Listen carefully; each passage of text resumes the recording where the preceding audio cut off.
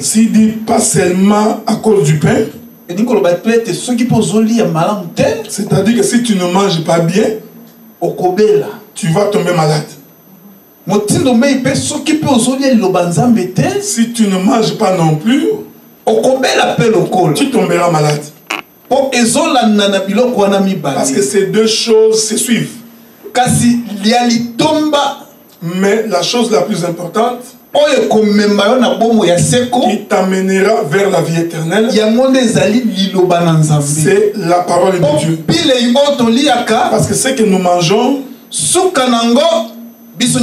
finalement, nous nous retirons vers les petits besoins. Tu peux dire que je mangerai certainement aujourd'hui comme tu manges d'habitude. Mais il arrivera un moment, tu n'en as plus besoin. Mais la chose la plus importante qui est au-dessus de tout, c'est la parole de Dieu. Pourquoi j'ai dit cela? Parce que tout homme sur cette terre des hommes, il ne cherche que la nourriture pour son ventre. Parce qu'il y a une écriture qui dit,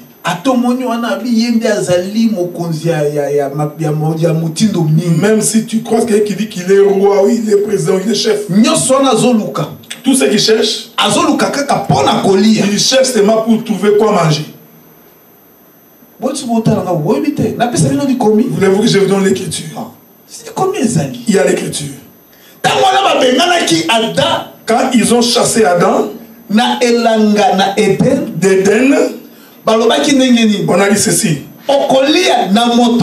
tu mangeras à la sueur de ton front. C'est-à-dire que tout ce que nous cherchons, nous ne cherchons que pour manger.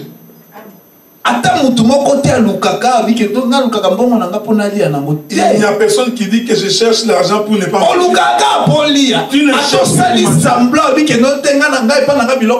Même si tu dis que chez moi il y a beaucoup à manger, mais tu cherches pour manger. Maintenant les choses que tu cherches, ça a une fin. Cette fin est sur cette terre.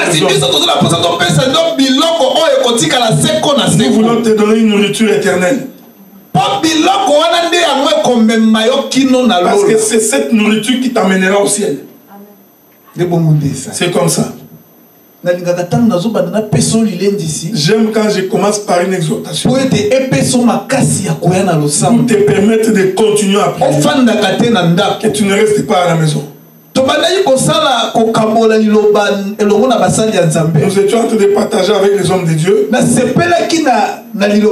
J'ai apprécié cette parole.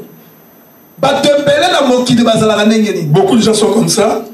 L'église, c'est ton cœur. L'église, c'est ton cœur. L'église qui est ton cœur, c'est ton cœur là. Reste à la maison, dit que le cœur c'est mon église, l'église c'est mon cœur. Maintenant quand nous disons quelqu'un qui ne mange pas, il va tomber malade. Tu manges où? Donc tu peux donc ne prie pas non plus. Pourquoi tu pries? Parce que l'église c'est ton cœur. Grâce seulement dans ton cœur et prie. L'église qui est ton cœur, ce n'est pas ce que tu penses. C'est la parole de Dieu en toi qui est le cœur. Si tu deviens comme les gens des groupes de prière, les gens des rassemblements, ils disent quand nous nous retrouvons entre quatre murs, c'est ça l'église. Ce n'est pas cela. L'église c'est quoi? Au nom du Seigneur. Nous nous réunissons en son nom. C'est ce qui fait l'église. Ça fait le corps du Christ. L'église du Christ qui était dispersée, c'est quoi? C'est rassemblée. Quand le corps est dispersé, il n'y a pas de vie. Quand le corps est rassemblé, c'est alors qu'il y a la vie. Tu verras. Quand Dieu crée Adam, je te dis vrai. Adam, c'était un être dispersé. Il était dispersé. Ça demandait quoi? Se rassembler ses corps. Ensuite qu'on puisse donner la vie à ses corps. C'est là où on dit 2 ou 3 réunis. C'est ça l'essence de l'écriture. Adam était dispersé. Il fallait le rassembler. Qu'on prenne la main. Qu'il puisse rassembler Adam. C'est ici que beaucoup de gens se perdent. Créons l'homme. C'est comme s'il y avait plusieurs dieux. Créons. C'était la main de Dieu. Il prendre la terre et forme la terre. Après avoir formé l'homme, il mit l'esprit à l'intérieur. Il y a d'autres portions de terre qui ont été rassemblées. Mais l'esprit de Dieu n'est pas là. Le problème n'est pas d'être rassemblé. Il faut que quand vous vous rassemblez, il faut que l'esprit aussi intervienne. S'il n'y a pas d'esprit, tout ce que vous faites n'est rien. Je sais qu'il y a un endroit où les gens se sont réunis. Ils se sont dit, l'idée est bonne, les désirs est convenable. Rassemblons-nous, allons chez Dieu. Regardez la pensée. Une très bonne pensée. J'aime un de mes enfants ici. Jemima. Parce qu'il m'a donné l'écriture. Tu sais pourquoi il y a plusieurs langues sur la terre? Nous avons des enfants qui lisent la Bible. L'enfant d'un serviteur doit lire la Bible. C'est l'enfant des serviteurs.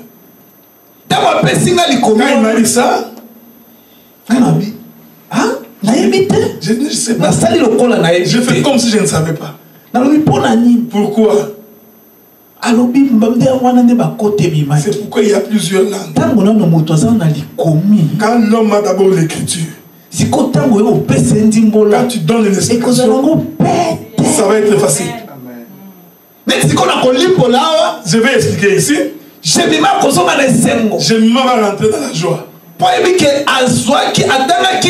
qu'il a lu l'écriture. Il faut qu'il puisse avoir l'explication de l'écriture. Je passe par là. C'est aussi le chemin du fondement. Les gens se sont rassemblés. L'idée était bonne. Pour qu'ils aillent vers Dieu. Parce qu'ils avaient besoin de Dieu. C'est ce que les prédicateurs nous ont prêché aujourd'hui. On ne cherche pas Dieu. C'est Dieu qui vient nous chercher. Si nous nous mettons à chercher Dieu, nous n'allons pas les trouver. Il fallait que Dieu lui-même vienne. Les gens disent nous allons nous rassembler.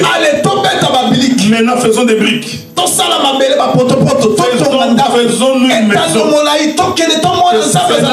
Faisons jusqu'au ciel pour qu'on aille voir Dieu. C'était une bonne idée. Ils ont commencé à construire. Comme l'homme reste homme, quand l'idée vient de l'homme, que ça ne vient pas de Dieu, c'est une idée qui vient à côté. Ça ne donne pas la vie.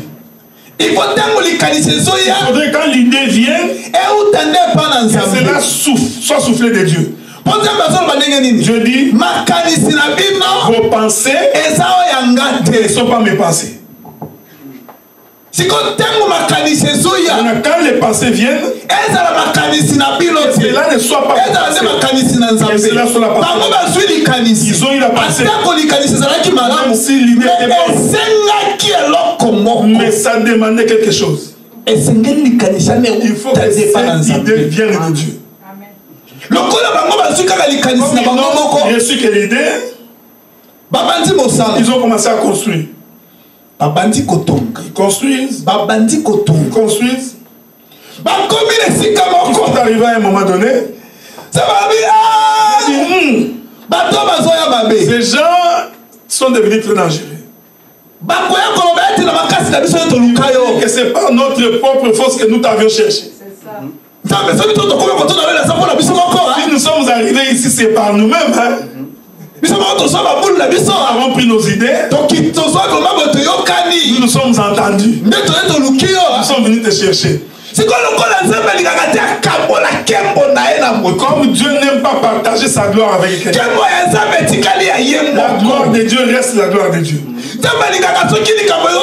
Dieu aime quand quelque chose se passe. Il faut qu'il regarde quelle est ma gloire dans cela. C'est un Dieu des intérêts. Amen. C'est un Dieu des intérêts. Il vient comme ça pour venir. Si Dieu vient, c'est qu'il y a un intérêt. Si toi tu cherches Dieu, il cherche Dieu avec intérêt. Ne viens pas pour venir. Réveillons-nous, pardon. Tu viens faire quoi? Pourquoi cherches-tu Dieu? Tu dois te poser la question. Dieu dit, dispersons, confondons ces gens. C'était une bonne idée, ils partaient très bien. Ils sont arrivés quelque part. Dieu regarde leurs pensées et les fondements de leurs pensées. Ceci n'est pas conforme à sa pensée. Il leur manquait une chose. Il n'y avait pas de fondement. Même quand tu bâtis une maison, si le fondement n'est pas en dessous, tu construis en vain. Même un prédicateur, quand tu prêches, tu n'as pas le fondement, ta prédication est vaine. Pourquoi je dis que c'est vain? Il y a des prédicateurs courageux, un père. Déjà un impudique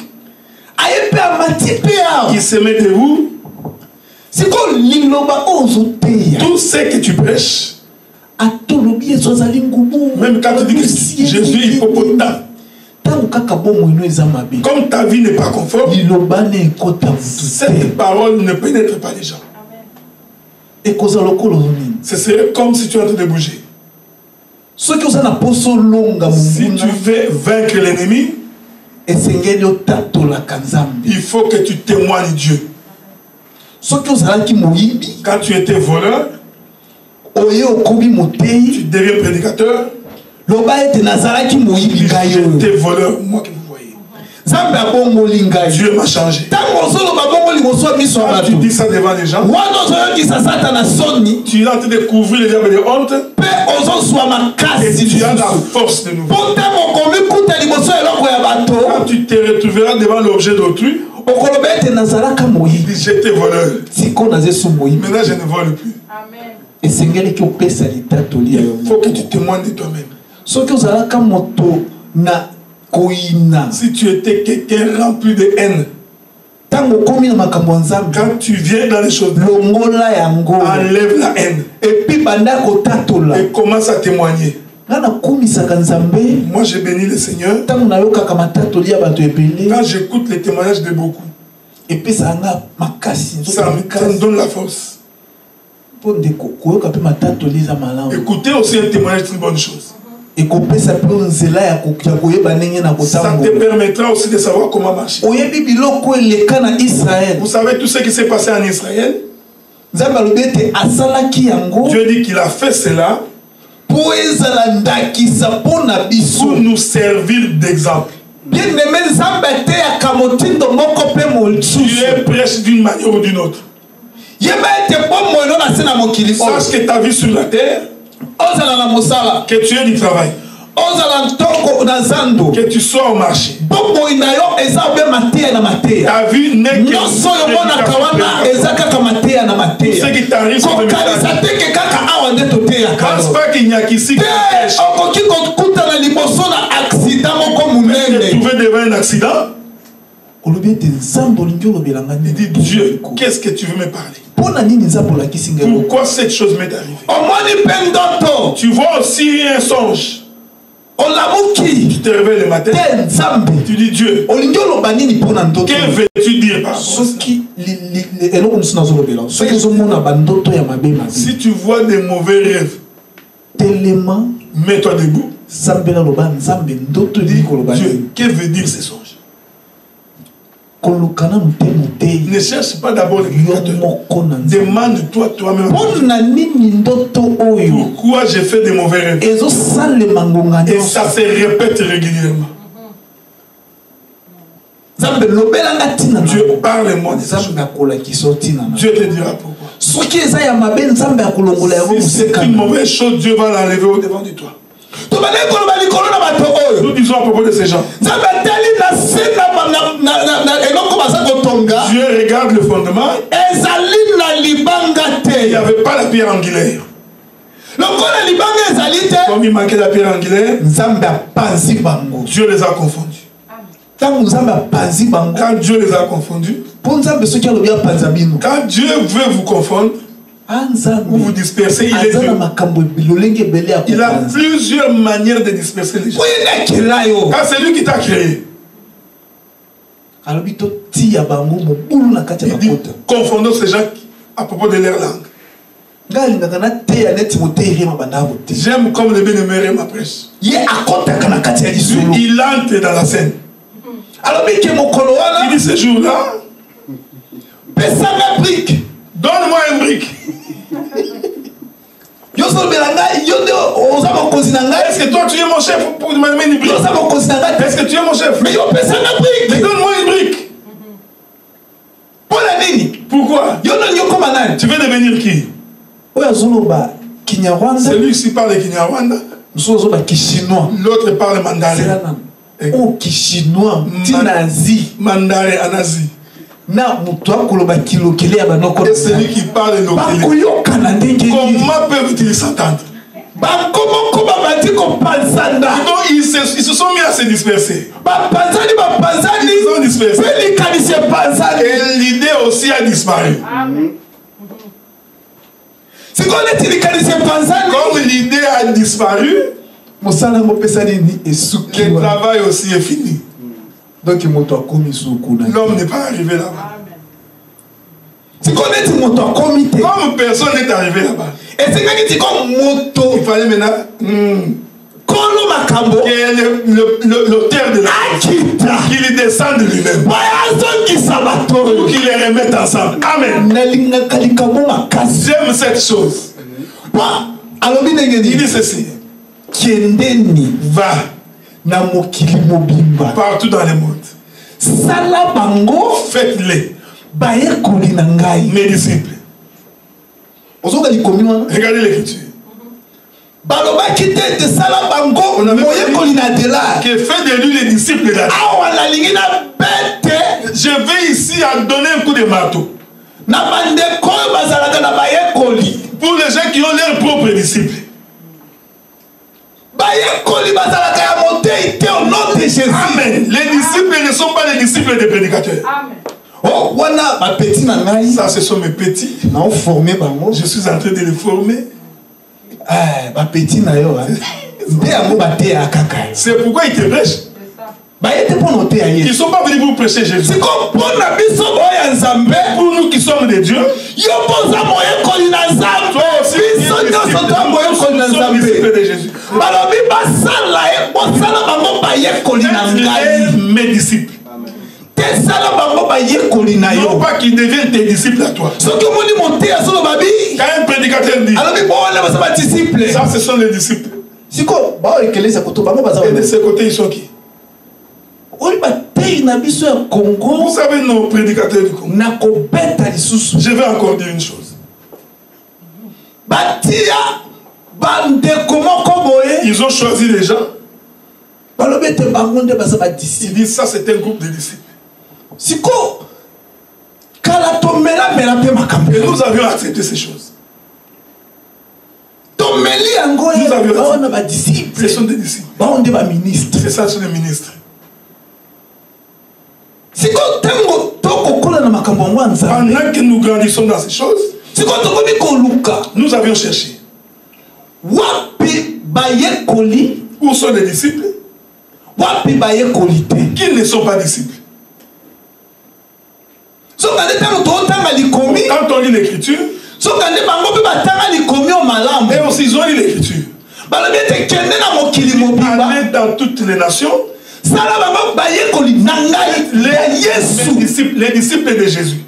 Mais il y aura un prédicateur dans une église. Il a mis les chaises d'un côté et les chaises de l'autre. Il dit ces chaises, c'est pour le ministre de la parole. Les chaises de l'autre côté, ce sont les disciples.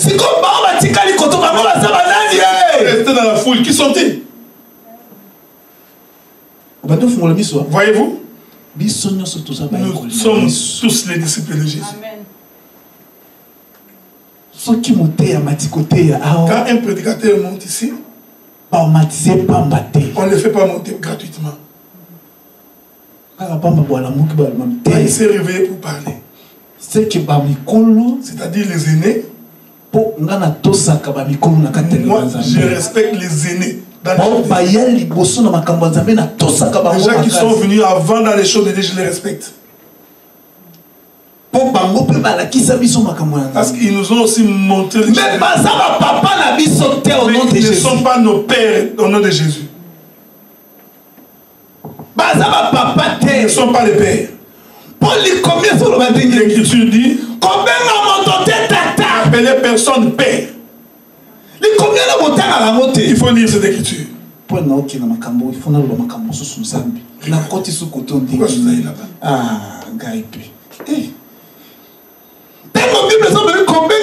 la Bible n'appelle personne père, comme les frères de Moté Azaf est ici. Papa. Moi c'est l'enfant. Ça n'existe pas dans les choses de Dieu. Nous n'avons que ce Père qui est le Seigneur. Seulement le Seigneur Jésus-Christ. Si je l'appellerai papa, par respect. Amen. Il est aussi père, il a des enfants. Il est expliqué. Il est père, il a des enfants. Je dois les respecter. Comme nous sommes tous devenus prédicateurs, nous sommes égaux. Et puis, Adela.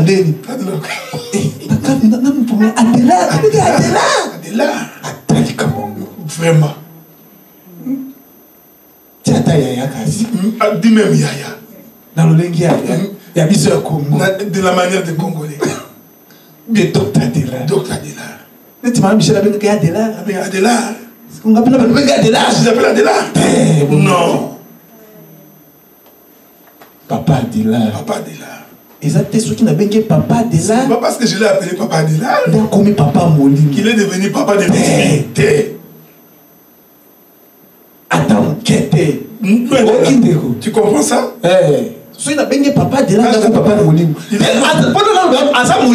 D'abord, il n'est pas esprit. On appelle l'esprit celui qui est esprit. Il a un corps, comment tu l'appelles l'esprit? C'est pourquoi les gens se perdent. Mon père spirituel, quand il tombe, tu tombes avec. Parce qu'il est un homme, il n'est pas esprit. Est-ce que vous suivez cela? C'est comme ça. Nous sommes les disciples de Jésus. Faites de les disciples. Quand tu vas dans une église, j'ai vu un prédicateur sur internet. Il dit cet homme je l'ai lavé. Je ne cite pas son nom. On l'appelle un grand homme de Dieu. Moi je l'appelle petit. J'ai fait de lui, regarde ce qu'il m'a fait. C'est lui qui a fait de lui prédicateur afin qu'il les prêche lui. Mais chez nous, ça n'existe pas. Jésus dit, faites de mes disciples. Quand tu vas dans une assemblée, tu vois les pasteurs qui disent, c'est moi le chef ici. C'est moi carré. Demain, Thérèse, tu vas modérer. Comme ça, tu te réveilles. Tu viens avec ça. Dans les choses de Dieu, dans les Écritures. Respectez Dieu. C'est pourquoi je disais, je suis entré là-bas pour préciser quelque chose. Parce qu'il y a beaucoup de désordre. Beaucoup de désordre. Ce sont mes disciples. Ce sont les ministres. Ça là-bas c'est qui? S'ils ne sont pas disciples, alors qu'ils sortent. Prêche les disciples. Toi, tu n'es pas Jésus. Quand Jésus a fait des disciples, afin qu'ils puissent les suivre, un bon disciple, c'est lui qui est son maître. Il ne parle que pour son maître. Quand tu vois un disciple, il parle d'autre chose. Il n'est plus disciple. Un disciple, il parle de son Quand Pierre s'est mis debout, comme un disciple, il parlait de leur maître. Il ne parlait pas d'autre chose. C'est quoi disciple? Un disciple. Tu m'as appelé un disciple. On t'appelle un disciple. Tu es disciple de qui? D'un prédicateur. Ou tu es disciple de Jésus? Les fidèles qui sont ils? Ils sont les disciples. Tu vois comment ça marche? C'est comme ça. Nous sommes les disciples. Faites de mes disciples. Non pas vos disciples à vous. C'est pourquoi depuis que l'église a commencé, tu ne verras pas que ça ce sont les disciples de Paul. Si tu vois dans la Bible, montre-les-moi. J'arrête de prêcher. Ça, ce sont les disciples de Pierre. Parce qu'un disciple, il fait ce que son maître lui montre. Quand l'esprit est monté dans l'église, nous sommes les fidèles d'Adela. Nous les disciples d'Azaph. Alors, Paul dit, qui suis-je? Lui, qui est-il? C'est celui qui s'aime. Moi, je ne fais qu'arroser. Nous ne faisons que ce travail. De faire les disciples pour Dieu. Moi, je dis, quand les hommes se sont réunis, c'est une bonne pensée. Comme une église où mon frère était parti, moi, je n'étais pas parti là-bas. Dans cette église, une très bonne église. Très belle. Très calme. Les gens ne critiquent pas. Ils ne se querellent pas. Il y a des Chinois là-bas. Les Français là-bas. Les Japonais. Qu'est-ce qu'ils ont dit? Viens avec tes histoires. Avec tes dieux. Nous avons un problème. Réunissons un même Dieu.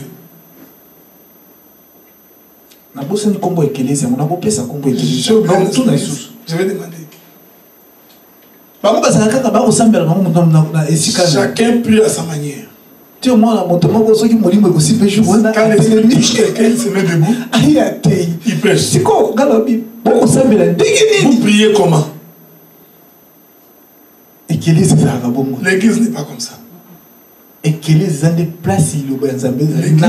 c'est là où il y a la parole et l'ordre. C'est comme ça. C'est comme ils ont pris une très bonne idée. Ils rencontrent le Seigneur. Comme l'idée venait d'eux-mêmes, Dieu les a dispersés. Après que Dieu les ait dispersés, il fallait que Dieu descende pour les rassembler.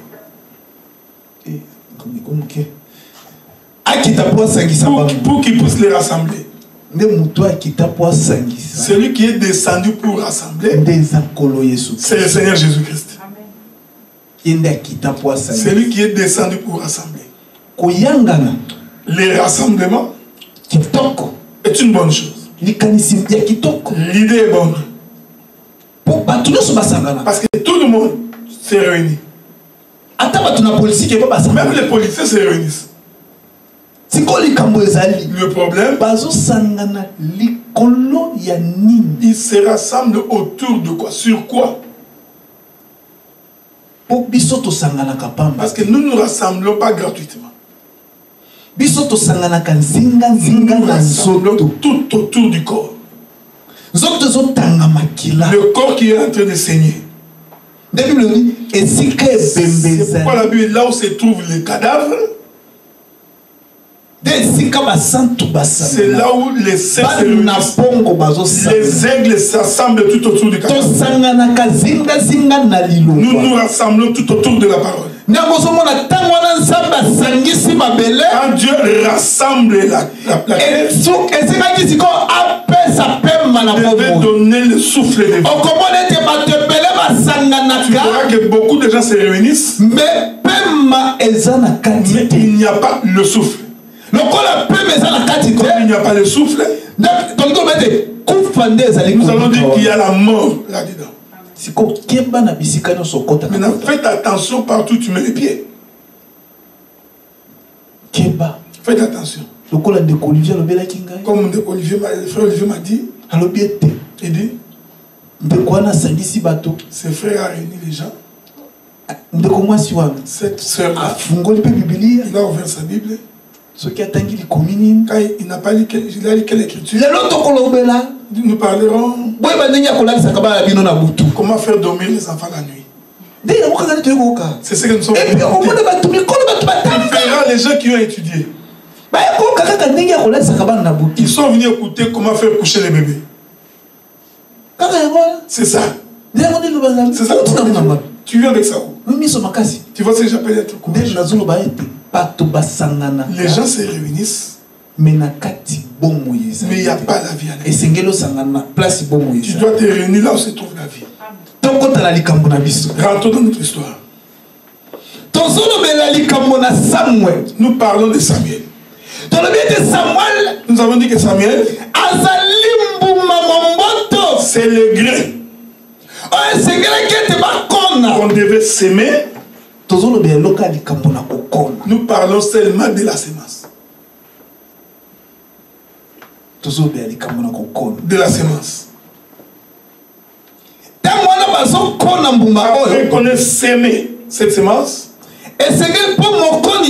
parce que tout semeur, quand il sème, il sait que pendant que je sème, après, je dois récolter. J'ai jamais vu un semeur sorti pour s'aimer. Je sème pour s'aimer. Même si ça va pourrir. Non. Tout celui qui sème avec l'idée de récolter. C'est ce que nous disions.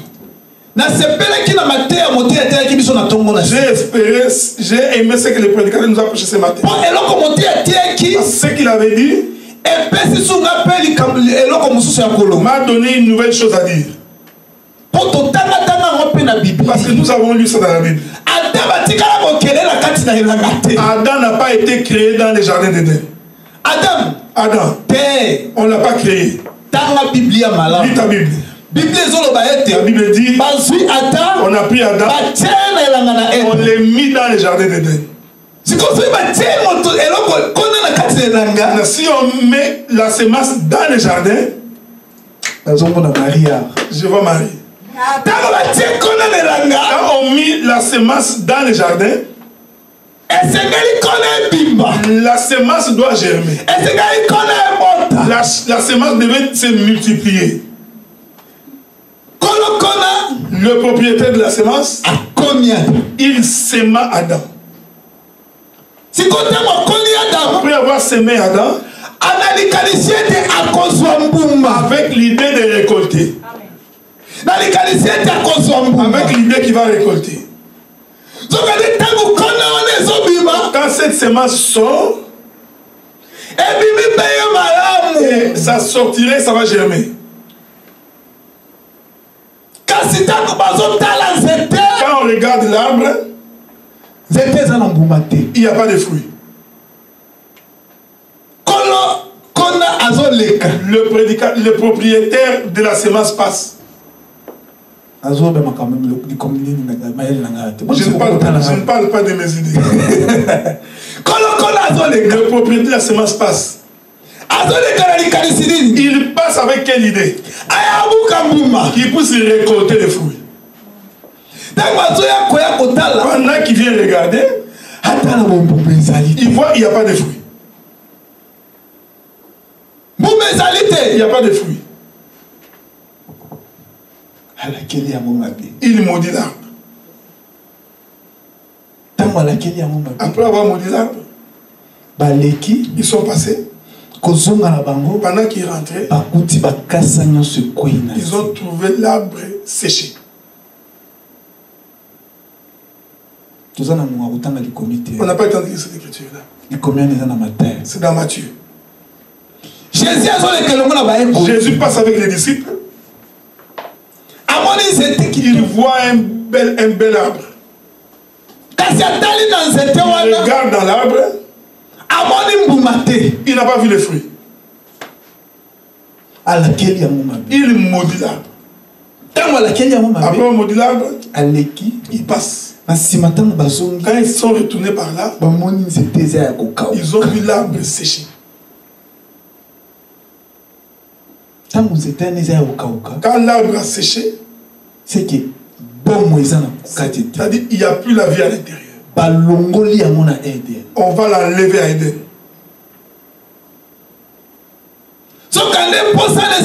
Or, le souci, c'était qu'il récolte les fruits. Qu'il récolte les fruits.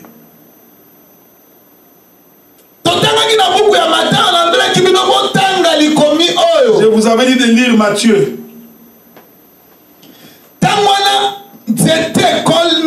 Quand l'arbre grandit, la Bible dit, il y a eu du feuillage et le fruit. Et les oiseaux sont venus s'abriter. On en parlera. Ça devient un peu plus haut. Ça devient un peu plus haut. Et pas mon maman Michel. Un peu plus haut. Hein? On comprend non Thérèse. Ah, Thérèse a compris. Thérèse a compris. Ok. Totanga beaucoup na Genèse. Genèse. Totanga beaucoup na Genèse, c'est total Ephraïm. Allons voir Ephraïm. Genèse. Genèse, c'est tout comme ça ton assembo. 37. Nzela moke ya libwa kino zomina moko. De 9 à 11. Mwambe. 8 à 11. L'Écriture dit, ses frères lui dirent, est-ce que tu régneras sur nous et que tu nous gouverneras? Ils les haïrent encore davantage à cause de ses songes et à cause de ses paroles. Il y a encore un autre songe, il les raconta à ses frères. Il dit, j'ai eu encore un songe et voici, le soleil, la lune et 11 étoiles s'est prosterné devant moi. Il les raconta à son père et à ses frères. Son père les réprimanda et lui dit, que signifient ces songes que tu as eus? Faut-il que nous venions, moi, ta mère et tes frères, nous prosterner en terre devant toi? Ses frères eurent de l'envie contre lui, mais son père garda le souvenir de ces choses. La Bible dit, Joseph, il a eu les songes. Les songes qu'il a eu, il a vu les gerbes. Sa gerbe étant debout, et les gerbes de ses frères se prosternant devant sa gerbe. Ça, c'est le premier songe. Quand il a vu cela, le premier songe, il parlait à ses frères. Il n'a pas parlé à ses frères. Nous. Tu vas nous gouverner. C'est toi qui vas nous gouverner. Il eut un deuxième songe. La lune et les étoiles et le soleil se prosternent devant moi. Son père prit les songes. Comme un homme. Le père s'est rébellé. Tu veux dire que moi, ta maman, et tous tes frères, nous allons nous prosterner devant toi. Regarde comment il a eu les songes.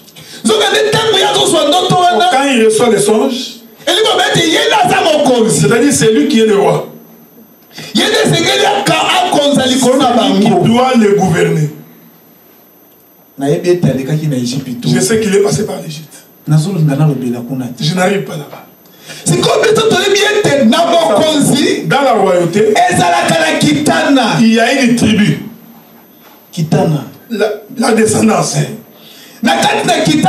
Dans cette descendance, il faut que les fils qui prennent le pouvoir.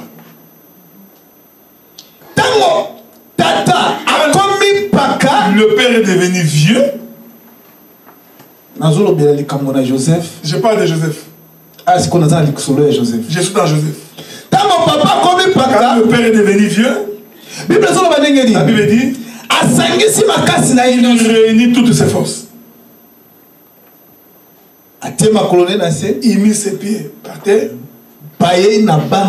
en amenant les enfants de Joseph. C'était Ephraïm et Manassé. Selon la royauté, c'est Manassé qui devait être le roi. Mais la pensée du père, ce n'était pas Manassé, c'était Ephraïm. Comme Ephraïm était roi, le père dit, je peux lui appeler parce que c'est le père qui a interprété cela. Il a dit, nous allons tous nous prosterner devant toi. Cela veut dire toute toute la famille de Joseph. C'est la famille de roi. C'est la famille de roi. La royauté devait rester sur Joseph. Comme les sacrificatures étaient données aux Lévites, Dieu voulait prendre cette sacrificature. Il les donne à la famille du roi. Le roi devient le sacrificateur. Vous savez l'histoire. Élie. Ses enfants se sont méconduits. Il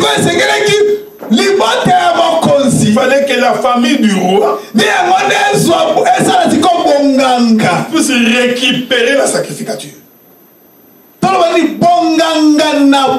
C'est-à-dire la sacrificature royale. C'est comme ça que ça devait se passer.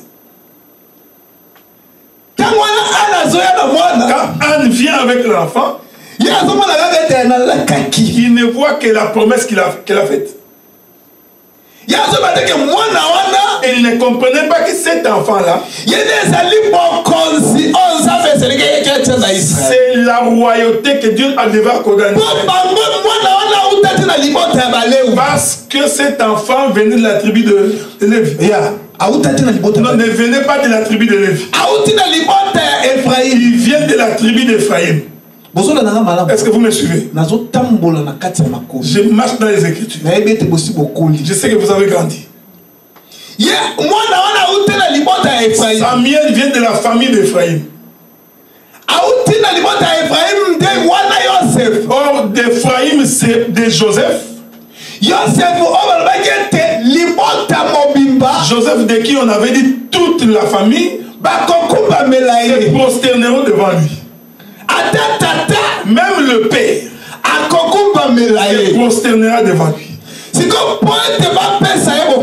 On lui donne cette royauté. Il fallait que Samuel, quand il vient, qu'il prenne tout en main. Il récupère de la famille de Lévi afin que nous tombions dans la sacrificature royale. Vous me suivez ce que je vais expliquer? Aujourd'hui, nous sommes dans la sacrificature royale. La sacrificature royale. C'est dans laquelle nous sommes aujourd'hui. C'est ça la sacrificature de Jésus. Nous ne sommes plus dans les Lévites. Nous sommes avec Dieu en train de travailler. C'est Samuel qui travaille maintenant. C'est Samuel qui fait travail au milieu de nous. Je voulais expliquer quoi? Je voulais vous démontrer. C'était le changement des sacerdoces. Parce que nous avions d'abord marché avec les sacerdoces de Lévites. Maintenant nous marchons avec la sacrificature royale. Et cette sacrificature royale, c'est le Seigneur Jésus-Christ.